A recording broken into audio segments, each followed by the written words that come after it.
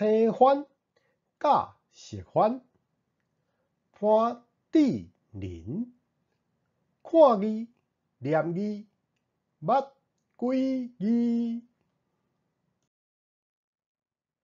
以历史上的证据来证明，住伫咧山顶，迄人讲的好业青番爸母，大部分会把伊的囡仔送落山，规划大清。大清政府拢有鼓励政策，这是有历史证据的。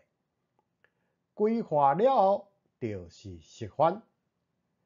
原来住伫咧北部的老百姓，也未规划进前，嘛是青番。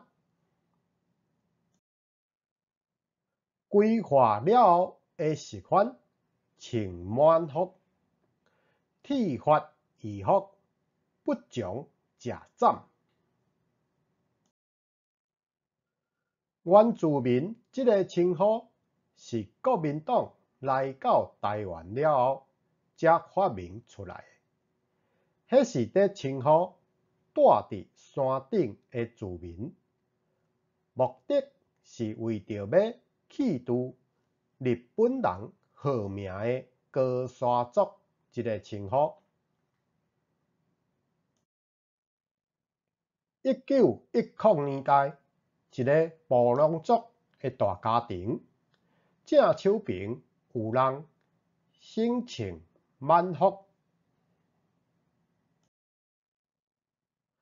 抑阁有一个重点：日本人甲食番改做平埔族，嘛去互国民党甲改做闽南人、客家人。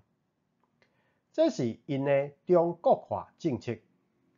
台湾的种族问题第二战了后，国民党来到台湾，扭曲济种族的事实。